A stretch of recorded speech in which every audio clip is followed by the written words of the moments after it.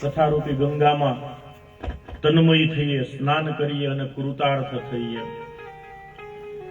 આપણી ઉપર આપણા ઈષ્ટદેવ, આપણા કુલદેવી, ગુરુદેવ ની કૃપા તો હોય જ, પણ પિતૃઓની કૃપા થાય ને ત્યારે આપણે ત્યાં શ્રીમદ ભાગવતની કથા આવે. આપણે જયારે શ્રીમદ ભાગવત જ્ઞાન યજ્ઞ કરવાનો સંકલ્પ કરીએ, પહેલી વાર જે વિચાર આવે ને એ વિચાર એમનેમ નથી આવતા. ઘણા લોકો એમ કે જાજા પૈસા ભેગા થાય તો એને કથા કરવાનો વિચાર આવે. તો પૈસા વાળા તો આ દુનિયામાં હજારો લાખો છે કે આ બધા કથા કરે છે, ન કરી શકે. પિતૃઓની કૃપા હોય એ જ શ્રીમદ ભાગવતની કથા કરી શકે. આપણે એવું સમજીએ કે કથા દ્વારા પિતૃઓનો ઉદ્ધાર કરવો, પણ હું મારા અંગત અનુભવથી એમ કહી શકું કે પિતૃઓ તો પ્રસન્ન છે, એનો મોક્ષ જ છે. એટલે જ એના પરિવારમાં એના સંતાનોને આવો વિચાર આવે કે અમે કથા કરીએ શ્રીમદ ભાગવત. કદાચ એ પિતૃઓ વિચારતા હશે કે અમે તો અમારા કર્મે મોક્ષને મેળવો, પણ અમારી આગલી પેઢી, અમારા સંતાનો મોક્ષ માર્ગે વળે, ધર્મના માર્ગે વળે, એટલે વિચાર આવે, બાકી વિચાર ના આવે. આ સમયમાં આપણે સત્યનારાયણની કથા કરવી હોય, 3 કલાકની હોય, 5000 માં થઈ જાય, છતાં એ પ્રોગ્રામમાં 5 વર્ષ નીકળી જાય કરવી કરતા. થાય ને આવું? તો આપને જયારે પહેલી વાર મનમાં એવો વિચાર આવે કે મારે શ્રીમદ ભાગવતની કથા ઘરે કરવી છે, ત્યારે સમજવું કે હવે આપણી ઉપર આપણા પિતૃઓની કૃપા છે. કથા કરવા માટે માત્ર પૈસા, ભલે વ્યવહારિક જરૂર છે જ, આ બધો ખર્ચ માટે પૈસા, પણ મુખ્ય પૈસા નથી. આપણા મનમાં ભગવાન પ્રત્યેનો એવો ભાવ હોય કે મારે કંઈક સત્કર્મ કરવું, દાન આદિ કરવા, વ્રત ઉપાસના કરવી અને પિતૃઓને પ્રસન્ન કરવા, તો જ આપણને વિચાર આવે. વિચાર એવો મતલબ આપણી પર ભગવાનની કૃપા થઈ. કૃપા વગર કથાની પ્રાપ્તિ થતી નથી. આધ્યાત્મ માર્ગમાં કથા દ્વારા આપણે એક ડગલું આગળ વધીએ છીએ. શ્રીમદ ભાગવતની કથા સાંભળશું એટલે આપણા જ્ઞાન, વૈરાગ્યનો વધારો થશે. ભગવાન પ્રત્યેની આપણી ભક્તિ દ્રઢ થશે. આપણે બધા ગૃહસ્થાશ્રમી જીવો છીએ. પુરુષોને ધંધા વ્યવસાયની જવાબદારી હોય, બહેનોને ઘર કુટુંબ પરિવારની જવાબદારી હોય. આપણી પાસે એવો સમય નથી કે આપણે 4 વેદ, 18 પુરાણ, ઉપનિષદ, ભાગવત, રામાયણ, ભગવદ ગીતા વાંચી શકીએ. નહીતર જો સમય કાઢીએ વાંચીએ તો એ જ્ઞાન આપોઆપ મળી જાય. હિન્દુ સનાતન ધર્મના દરેક વ્યક્તિને આ 4 વેદ, 18 પુરાણ નું જ્ઞાન હોવું જ જોઈએ. પણ બધા જ્ઞાનને મેળવી શકતા નથી, એટલો સમય નથી, સામર્થ્ય નથી, જ્ઞાન નથી. એટલા માટે આપણા આચાર્યોએ આવી એક પરંપરા બનાવી કે બ્રાહ્મણ છે એ વેદ ભણે, જ્ઞાન લે અને સમાજને વેદનું જ્ઞાન દે. શ્રોતાઓને તૈયાર માખણ જમવાનું છે. કથા કહેવા માટે 4 વેદ, 18 પુરાણ, ઉપનિષદ ઘણું બધું વાંચીએ, સાહિત્યનો અભ્યાસ કરીએ, સંસ્કૃતનો અભ્યાસ કરીએ, વ્યાકરણનો અભ્યાસ કરીએ, ત્યારે કોઈ વક્તા વ્યાસપીઠ ઉપર બેસી અને શ્રીમદ ભાગવતની કથા કહી શકે. જીવનનો ઘણો સમય એમાં વિતાવવો પડે. એ જ્ઞાન શ્રોતાઓને તૈયાર માખણના રૂપમાં પ્રાપ્ત થાય છે. એને આપણે ગ્રહણ કરવાનું છે. એ જ્ઞાન દ્વારા આપણને જીવન જીવવાની સાચી દિશાની પ્રાપ્તિ થાય છે. જ્યાં સુધી કેન્દ્રમાં પરમાત્મા ન આવે અને આપણે જીવન જીવીએ, એ જીવન વ્યર્થ બને છે, ઠાકરૂપ બને છે. આમ તો કથા છે ને બિન સાંપ્રદાયિક પરબ છે. શ્રીમદ ભાગવતની કથા બિન સાંપ્રદાયિક પરબ. ગામને પાદર પાણીનું પરબ હોય તો ત્યાં એવો બોર્ડ ન માર્યો હોય કે અમુક જ્ઞાતિને જ અહીંયા પાણી પીવું, અમુક ધર્મના, અમુક સંપ્રદાયના લોકોને જ પાણી પીવું, એવો બોર્ડ નથી હોતો. તરસ લાગે ને બધાએ પરબનું પાણી પી શકે, આટલો નિયમ હોય. તરસ લાગવી જોઈએ. જેને મુક્તિની, ભક્તિની તરસ લાગે એ શ્રીમદ ભાગવતની કથામાં આવે એટલે શ્રીમદ ભાગવત આપણને જીવન જીવતા શીખવે છે કે મારે તમારે કેવી રીતે આપણે બધા આ જીવન જીવવું જોઈએ. શ્રીમદ ભગવદ્ ગીતાના 700 શ્લોક છે. ભગવાન શ્રી કૃષ્ણએ કુરુક્ષેત્રના મેદાનમાં અર્જુનને યુદ્ધની પ્રેરણા આપવા માટે ભગવદ્ ગીતા કીધી, પણ એકેય શ્લોકમાં હિન્દુ શબ્દ નથી લખ્યો. આખી ભગવદ્ ગીતા જોઈ લો, 700 શ્લોક વાંચીએ, પણ એમાં ક્યાંય પણ હિન્દુ શબ્દનો પ્રયોગ નથી. મતલબ શ્રીમદ ભગવદ્ ગીતા આપણા શાસ્ત્રો છે એ બધા સંપ્રદાય, બધા ધર્મો માટે છે. ભગવદ્ ગીતા માત્ર કોઈ એક ધર્મ સાથે બંધાયેલા નથી. કદાચ એટલે જ આપણે ભગવાન શ્રી કૃષ્ણને શું કહીએ? કૃષ્ણમ વંદે જગદગુરુ. ભગવાન શ્રી કૃષ્ણ આખા જગતના ગુરુ છે. પછી એવું ના હોય કે આખું જગત એની કંઠી બાંધે તો જ એ ગુરુ કહેવાય. જે આપણને જ્ઞાન આપે ને આપણા ગુરુ જ છે. વસુદેવ સુતમ દેવમ કંસ ચાણૂરમર્દનમ દેવકી પરમાનંદમ કૃષ્ણમ વંદે જગદગુરુ. આ એક પરમાત્મા કૃષ્ણને જ જગદગુરુ કીધા. નહીતર ભગવાનના 23 અવતાર થઈ ગયા: રામ, વરા, મત્સ્ય, વામન, નૃષિ. પણ કૃષ્ણ ભગવાનને જ જગદગુરુ શબ્દથી સંબોધન કર્યો છે. શા માટે? ભગવાન શ્રી કૃષ્ણની કથા મોક્ષને દેનારી છે. કોઈ પણ જીવ હોય, કાયિક, વાચિક, માનસિક, જીવન પર્યંત ગમે એવા કર્મ, કુકર્મ, પાપ કર્યા હોય, એનું મૃત્યુ થાય, પ્રેત યોનિ મળે, ગમે એવી ખરાબ પ્રેત યોનિ. એમની પછવાડે, એની પાછળ એના વંશજો, એના પરિવારના સભ્યો શ્રીમદ ભાગવત કથા કરે છે, જ્ઞાન યજ્ઞ કરે છે, તો 100% એ જીવનો પ્રેત યોનિમાંથી મુક્ત થઈ અને ભગવાનના ચરણોમાં વાસ થાય છે. એટલા માટે પ્રેત પીડામાંથી છોડાવનારી આ કથા છે. બીજી વસ્તુ કે પિતૃઓનો તો ઉદ્ધાર થાય જ, સાથે કહેનાર, કરનાર, કરાવનાર એ બધાના આત્માનું કલ્યાણ થાય, એવી શ્રીમદ ભાગવતની આ સુંદર કથા છે. આગળ ભાગવત મહાપુરાણ 10મ સ્કંદમાં રાજા પરીક્ષિતનો પ્રશ્ન સાંભળી સુખદેવજી એક શ્લોકમાં નિવેદન કરે છે કે કથા કેવી છે. 10મ સ્કંદમાં આવે કે વાસુદેવ કથા પ્રશ્ન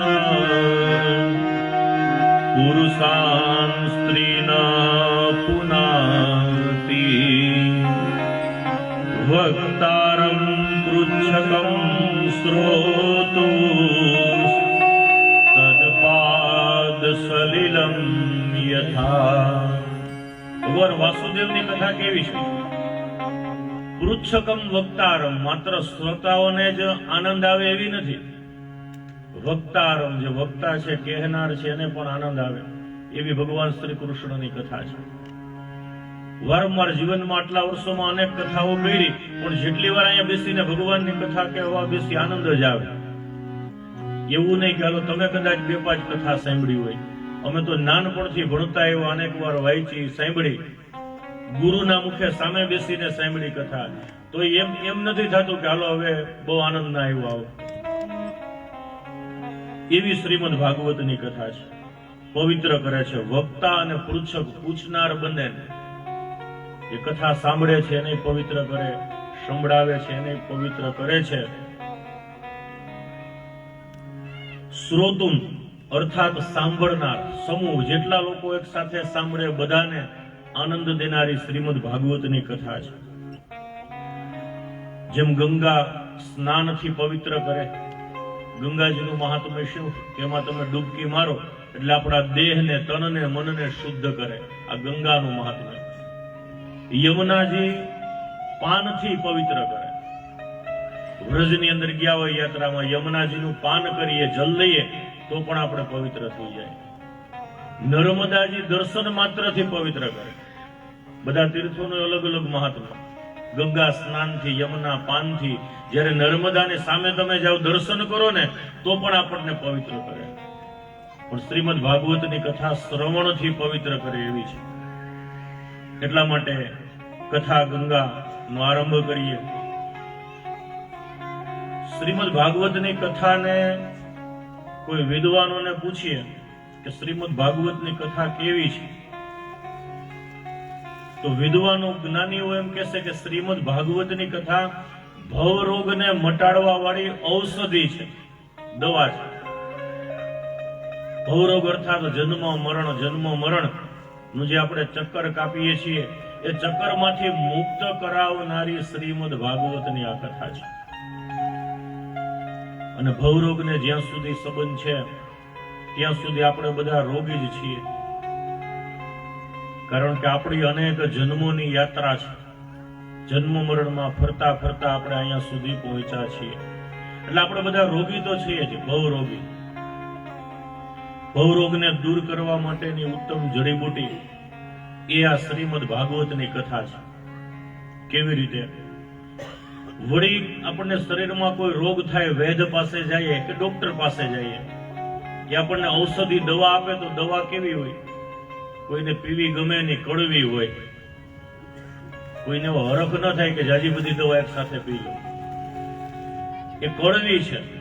જ્યારે શ્રીમદ ભાગવત કથા રૂપી ઔષધિ મીઠી છે, મનને શ્રોત્રને આનંદ દેનારી આ શ્રીમદ ભાગવતની કથા છે.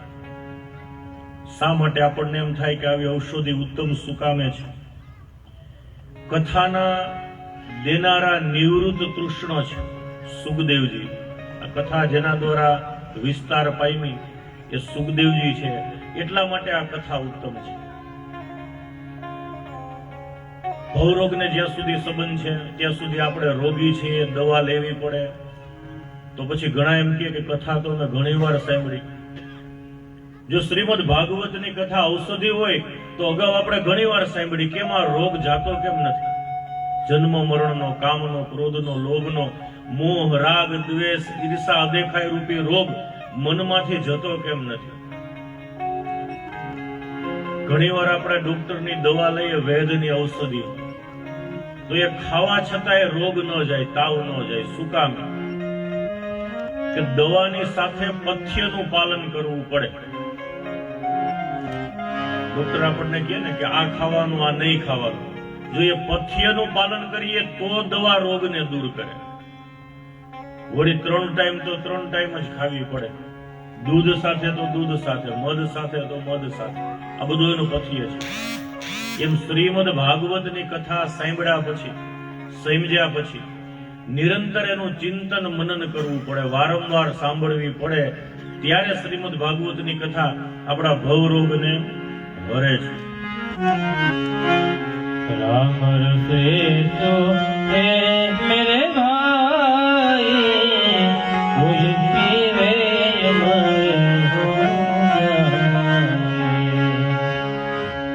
રામ રસે તો હે મેરે ભાઈ, કોઈ પીવે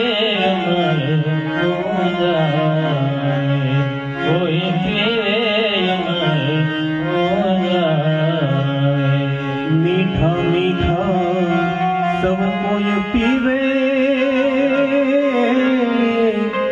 कड़वा पीवे ना को. एक बार जो कड़वा पीवे तो, एक बार जो कड़वा पीवे तो सबसे मीठा भोज राम. एक है मेरे भाई, कोई पीवे हरी. एक है मेरे भाई, कोई पीवे તુલસીદાસજીએ રામાયણમાં આ જ વાત કરી, જે વાત અહીંયા ભાગવતકાર આપણને કહે.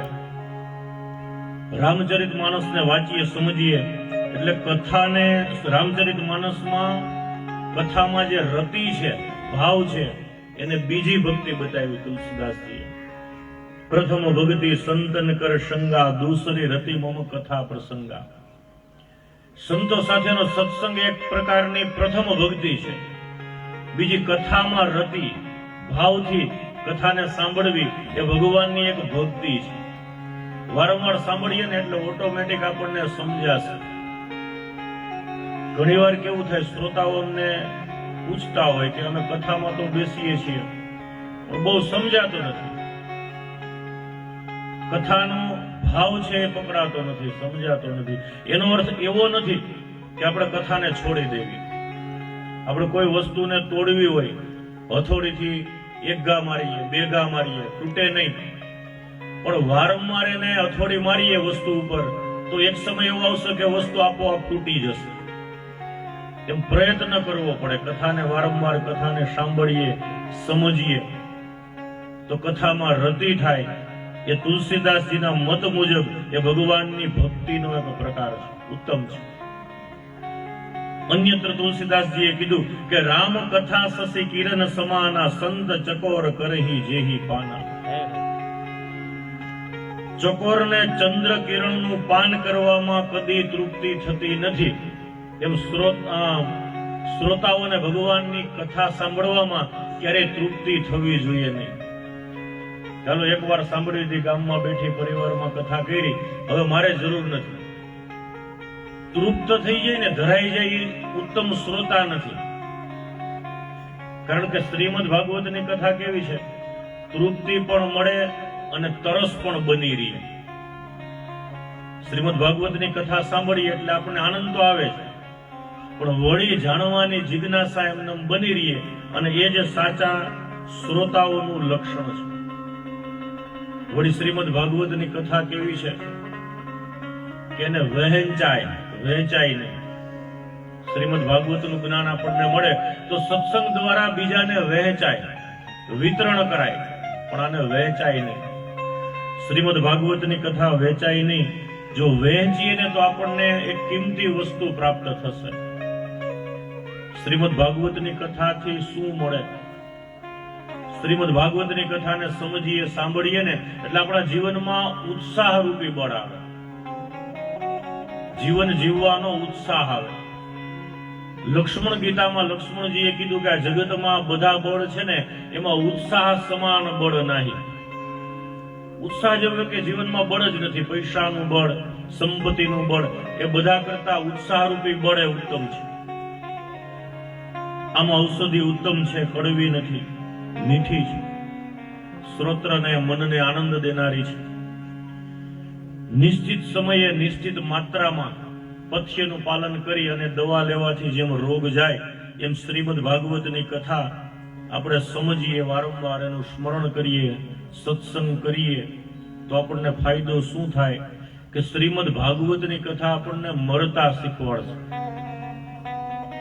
શ્રીમદ ભાગવતની કથા જીવતા તો શીખવે જ છે પણ મરતા શીખવાડશે. એકવાર એક કથામાં મેં આવું કીધું તો બીજે દિવસે અડધું પંડાલ ખાલી થઈ ગયું કે અમારે ક્યાં મરવું છે, જે જીવવું છે. જીવવાની તૃષ્ણા એવો વિચાર કરે ને કે મરતા શીખવશે તો અમારે ક્યાં જે મરવું છે, હજી અમારે તો જીવવું છે. મરવું એ તો નિશ્ચિત છે, એમાં તો કઈ ના નહીં પડાય. આપણા શ્વાસ પૂરા થાય, આયુષ્ય પૂરું થાય એટલે મરવું એ સત્ય છે, નિશ્ચિત છે. પણ કેમ મરવું ને એ આવડવું જોઈએ પાછું. જેમ જીવતા શીખીએ કે કેમ જીવવું, એમ આપણને મરતાય શીખવું તો પડશે. મરવું તો એવી રીતે મરવાનું કે બીજી વાર પાછું જન્મવું જ ન પડે. આને મરતા એવડું કહેવાય. એવી રીતે મરીએ કે બીજી વાર પછી આ જન્મ મૃત્યુના ચક્કરમાં ફરવું જ ન પડે. બધો ઠાઠમાઠ જીવ્યા સુધીનો જ છે, ખરો પ્રશ્ન મૃત્યુ પછીનો જ છે. આ બધું જે કાંઈ આપણું ઠાઠમાઠ છે એ જીવીએ ત્યાં સુધી, પણ સાચો પ્રશ્ન મહેનત તો એના માટે જ કરવાની છે, મૃત્યુ પછીની. ભગવત કથા આપણને જીવતા તો શીખવે છે, સાથે મરતાય શીખવે. એટલા માટે જ એક વિદ્વાને એમ કીધું કે શ્રીમદ ભાગવતની કથા એ જીવન જીવતા શીખવતી પાઠશાળા છે. સ્કૂલ, કોલેજ, યુનિવર્સિટીમાં આપણે જઈએ, આપણે ભણ્યા હોય, પણ એ યુનિવર્સિટીમાં શું શીખવાડે? પૈસા કેમ કમાવવા, પૈસા કેમ કમાવે આપણને સ્કૂલ કોલેજમાં શીખવાડે. નોકરી કેમ કરવી, વ્યવસાય કેમ કરવો, ખેતી કેમ કરવી. પણ જીવન કેમ જીવવું ને એના માટેની હજી સુધીમાં એક યુનિવર્સિટી નથી દુનિયામાં ક્યાંય. એક જ યુનિવર્સિટી છે શ્રીમદ ભાગવતની કથા, સંતોનો, સાધુ પુરુષોનો, ગુરુજનોનો સત્સંગ. એ જ આપણને જીવનની સાચી દિશા બતાવે કે કેવી રીતે મારે જીવવું જોઈએ. ખરા અર્થમાં જોઈએ તો માણસ જીવતો નથી, શ્વસે છે. જીવવું અને શ્વસવું એમાં બંનેમાં ફરક છે. શ્વસવું એટલે શ્વાસ લેવો છોડવો, લેવો છોડવો, એને શ્વસવું કહેવાય. આપણે બધા કરીએ છીએ. જીવન કેને જીવવા કહેવાય? શ્રીમદ ભાગવતકારે બે પ્રકારના જીવન બતાવ્યા છે કે આપણું જીવન કેવું હોવું જોઈએ. બે પ્રકારના જીવન આપણી ભાષામાં વાત કરીએ તો એક વહેતી નદી જેવું, સરિતા જેવું જીવન, અને એક બંધિયાર પાણી, ખાબોચિયા જેવું જીવન. સમાજમાં બે પ્રકારના લોકો હોય છે. એક માણસનું જીવન હંમેશા વહેતું હોય. જેમ નદીને કિનારે આપણે જઈએ તો કેવી મજા આવે, આમ જોઈએ તો આનંદ આવે, મન રાજી થાય. એની અંદર સ્નાન કરીએ તો આપણા તનને શાંતિ આપે. જલનું પાન કરીએ તો તૃષ્ણા છુપાય, તરસ છુપાય. એવું જીવન છે ને એ સરિતા જેવું જીવન કહેવાય કે આપણી પાસે કોઈ આવે ને તો રાજી થાય. આપણે જ્યાં બેઠા હોય, ઉભા હોય, ત્યાં પાંચ માણસ ભેગા થાય, દૂર ન ભાગે. એવો સ્વભાવ, એવું વર્તન ન રાખીએ કે આપણને જોઈને એમ કે આ ક્યાં આવ્યો અત્યારે. જીવન સરિતા જેવું વહેતું હંમેશા. વળી સરિતાનો એક બીજો સ્વભાવ શું છે કે બધાનો સ્વીકાર કરે. અનેક નાની મોટી નદીઓ હોય, એ મોટી નદીમાં ભળે તો સરિતા કોઈને એમ ન કે તમારો હું સ્વીકાર નહીં કરું. કોઈ જ્ઞાની હોય, પૈસા વાળો હોય, સુંદર હોય તો એનો જ સ્વીકાર કરવો એમ નહીં. આપણી આજુબાજુમાં, ભાઈઓ, કુટુંબમાં, પરિવારમાં કોઈ નબળો હોય, અજ્ઞાની હોય, અબુધ હોય, એ બધાનો સ્વીકાર કરવો. માન આપે એનો સ્વીકાર, અને અપમાન કરે એનો સ્વીકાર. આવું જે જીવન છે એને સરિતા જેવું વહેતું જીવન કહેવાય. એક જીવન છે ખાબોચિયા જેવું. રસ્તામાં ખાબોચિયું ભર્યું હોય, બંધિયાર પાણી એટલે ખરાબ પાણી હોય, એમાં જીવ જંતુ હોય, માખી મચ્છર હોય. ક્યારે આપણને એમ થાય કે ખાબોચિયા પાસે બેસીએ? ન થાય. આપણે ત્યાંથી દૂર ભાગીએ. ઘણાનું જીવન આવું ટૂંકું હોય, ખાબોચિયા જેવું જીવન. એનું જીવન એના પૂરતું સીમિત હોય કે હું ને મારો પરિવાર, મારા પત્ની, મારા પતિ, મારા બાળકો, આટલું જ મારું જીવન છે. આને સીમિત જીવન કહેવાય. એ જીવન આપણા જીવનને બગાડે અને બીજાને પણ બગાડે છે. કેવી રીતે જીવવું? સમર્પણ અને સમત્વનો ભાવ સરિતા આપણને આપે છે. એક તો સમત્વ, બધાનો સ્વીકાર કરવો. જીવનમાં જે કાંઈ આવે, સુખ દુઃખ, માન અપમાન, એ બધાનો આપણા જીવનની અંદર સમત્વ સમાવી લેવું, સ્વીકાર કરી લેવું અને બધાને અપનાવવું. આમ સરિતા જેવા થવા માટે જીવન પ્રવાહને અવિરત વહેતો રાખવાનો છે. જીવનનો પ્રવાહ જો અટકી ગયો તો પછી આપણું જીવન છે ખાબોચિયા જેવું બની જાય. આપણે ભગવાનના છીએ, આવો ભાવ. હું હરિનો, હરિ છે મમ રક્ષક, એ ભરોસો જાય નહીં. જે કરશે હરિ મમ હિતનું, એ નિશ્ચય બદલાય નહીં. આવો ભાવ. આવો ભાવ કેળવતા આપણને શ્રીમદ ભાગવતની કથા શીખવે છે. હું હરિનો, હું ભગવાનનો દાસ છું. હરિ મમ રક્ષક, આ ભાવ દ્રઢ કરીએ ને એટલે આપણને પછી ભય વહી જાય. આપણા રક્ષક હરિ છે, હરિ મમ રક્ષક, આવો એક દ્રઢ ભરોસો રાખે. એ ભરોસો જાય નહીં. જે હરિ કરશે એ મમ હિતનું. આ બોલવું સહેલું છે, સ્વીકારવું અઘરું છે. જીવનમાં સુખ આવે ત્યારે રાજી થાય, વળી દુઃખ આવે ત્યારે એને સ્વીકારતા નથી. નહીતર કહીએ શું કે જે હરિ કરશે મમ હિતનું, એ નિશ્ચય બદલાય નહીં. આવું શ્રીમદ ભાગવતનું આ જ્ઞાન છે. ભગવત કથામાંથી જે મળે છે એ જીવનનું શિક્ષણ છે. મેં કીધું એમ કે પૈસા કમાતા આપણે શીખી ગયા, પણ જીવન કેમ જીવવું ને આપણે ભૂલી ગયા છે. એમાં આ કળિયુગ આવતા આવતા કલિયુગનો પ્રભાવ એવો છે. અગાઉના વડીલોએ ગામડાનું જે જીવન જોયું હોય એ અત્યારનું જીવન જોવે ને બધાની રીતભાત, એટલે એને બહુ દુઃખ થાય. શું કામ કે પેલા આપણે એક ડેલામાં કેટલા બધા પરિવાર રહેતા હતા, હળી મળીને ભાઈઓ કુટુંબ, ત્રણ ચાર ચાર પેઢી, કોઈને કઈ વાદ વિવાદ હતો જ નહીં. પણ કલિયુગનો પ્રભાવ જેમ વધ્યો એમ જીવન ટૂંકું થતું. ડેલો એનો એ પણ એમાં ત્રણ ચાર દિવાલ થઈ ગઈ હોય, બધા અલગ અલગ પોતપોતાની રીતે. કળિયુગનો એક સ્વભાવ છે. કળિયુગમાં માણસનો સ્વભાવ કેવો કે પૈસો મારો પરમેશ્વર, બૈરી મારી ગુરુ. આ માણસનો સ્વભાવ થઈ ગયો કે પૈસો જ પરમેશ્વર, ગમે એ રીતે મેળવી લેવો, છેતરીને, કોઈને ભોળવીને, લૂંટીને. પૈસા જ મુખ્ય. પૈસો મારો પરમેશ્વર, બૈરી મારી ગુરુ. પતિ પત્ની પૂરતું જીવન હોય, પછી મા બાપ, ભાઈઓ, કુટુંબ એનું કઈ મહત્વ જ ના હોય. પૈસો મારો પરમેશ્વર, બૈરી મારી ગુરુ. છૈયા છોકરા સાલીગ્રામ, સેવા કોની કરું. કલિયુગનો પ્રભાવ છે. આપણે જોઈએ છીએ વડીલોને ખબર હોય કે પેલા આવું નતું. વિશાળતા હતી ને, કોઈને ત્યાં સારો નોસો પ્રસંગ હોય એટલે આખું ઘર, પરિવાર, ગામ, નગરના બધા ત્યાં ઉભી જતા ખડે પગે. અને અત્યારે એવું નથી. આ કલિયુગનો પ્રભાવ છે. સંસ્કૃતમાં કળિયુગને બતાવવાનો એક સુંદર શ્લોક છે. વિઘ્નેય સ્વસુર તીર્થ મદ તીર્થ તુષ્યાલિકા ચતુર્ધામ સમાનારી કેસામ પ્રાણ ભૃતા સ્થિત. સુંદર શ્લોક છે. આનો અર્થ કરીએ તો વિઘ્નેય સુસુર તીર્થ એટલે કે સાસરાને જ તીર્થ માનવા આ કળિયુગનું લક્ષણ છે. ભાઈઓ કુટુંબને નહીં થાય ને, એવું આપણે અનુભવીએ છીએ પરિવારમાં, ગામમાં, જ્ઞાતિમાં. સાસરાને જ તીર્થ. સાસરા કે એ બધું સાચું, મારો સગો ભાઈ, મા બાપ કે એ બધું ખોટું. આ કલિયુગનું લક્ષણ છે. વિઘ્નેય સુસુર તીર્થ મધ તીર્થ તો સ્વાલિકા. સાડી છે એ અર્ધા તીર્થ સમાન. સગી બેન કે ન ગમે, પણ સાડી કે પાટલા સાસુ કે કરીએ પ્રસંગ આવે ત્યારે.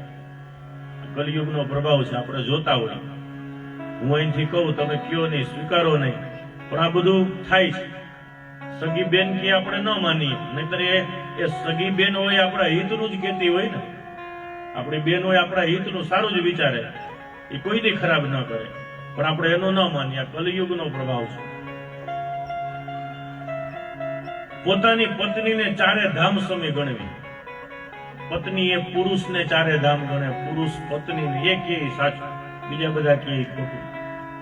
આ માનસિક સ્થિતિ છે કલિયુગના જીવોની, અને આ વાસ્તવિકતા છે. આપણે અનુભવીએ છીએ. પેલા કઈ પણ પ્રશ્ન આવે તો કુટુંબ પરિવારને ચર્ચા કરતા, કુટુંબ પરિવાર ખડે પગે ઉભી અને એ પ્રશ્નનું નિરાકરણ કરતા. હવે કેને પૂછીએ? સાડુ ભાઈ. ધંધો કરવો હોય, પાર્ટનર કેને બનાવીએ? પેલા આપણે ભાઈઓને બનાવતા. હવે પાર્ટનર સાડુભાઈ હોય, સાડા હોય. આ કલિયુગનો પ્રભાવ છે. આવું જે જીવન હોય, બુરાઈઓ, આવું જેનું જીવન થઈ જાય ને ટૂંકું, ત્યાં પછી બુરાઈઓ આવે. જે કલિયુગનો પ્રભાવ આવે ત્યાં શું આવે પછી? ત્યાં પછી અનેક પ્રકારના દોષો આપોઆપ એના જીવનમાં આવી જ જાય. પછી ગોતવાના જવાબ. પણ આ બુરાઈઓમાંથી મુક્ત થવા માટેનો આ ઉપાય કે કલો કેશવ કીર્તનાદ. કળિયુગ છે એ ખરાબમાં ખરાબ યુગ છે. સત્ય, ત્રેતા, દ્વાપર અને કળિયુગ ખરાબમાં ખરાબ યુગ કલિયુગને કીધો. પણ વળી ભગવાને આપણને એક વચન આપ્યું છે કે સારામાં સારો જો કોઈ યુગ હોય ને તો એ પણ આ કલિયુગ જ છે. આપણને એમ થાય કે આમ ડબલ વાત કેમ કરી ભાગવતકારે કે ખરાબમાં ખરાબ યુગ, વળી સારામાં સારો યુગ એ કલિયુગ છે. સત્યમાં, ત્રેતામાં, દ્વાપરમાં ભગવાનને મેળવવા હોય ને તો એક પગે ઉભા રહ્યો, હજારો વર્ષ તપ કરો, માથે રાફડા જામી જાય ત્યારે ભગવાન દર્શન દેતા. ત્રેતામાં જાઓ તમે, સતયુગમાં ઋષિ મુનિઓની કથા સાંભળો. પણ કળિયુગમાં ગિરનારમાં કે હિમાલયમાં જવાની જરૂર નથી. એવી જરૂર નથી કે દાઢી વધારીએ, ભગવા ધારણ કરીએ, સંન્યાસ લઈ લે તો જ ભગવત પ્રાપ્તિ થાય.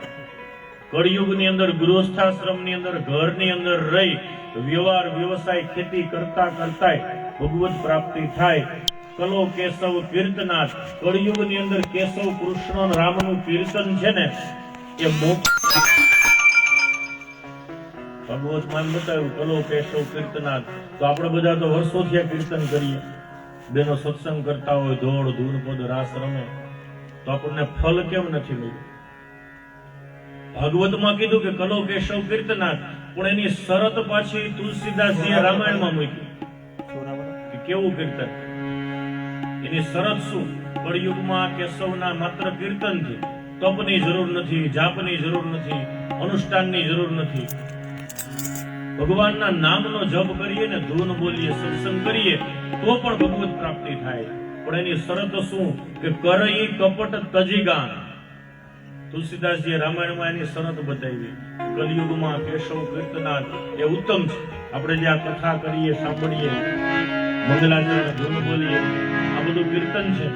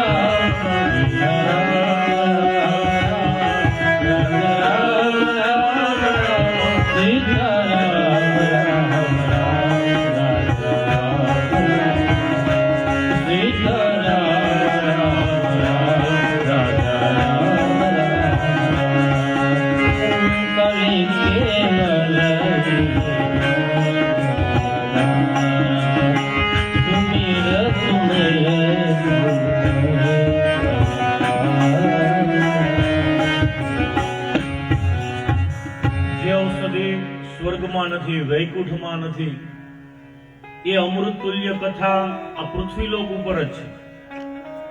આપણે બહુ પુણ્ય કરીએ, જપ તપ કરીએ અને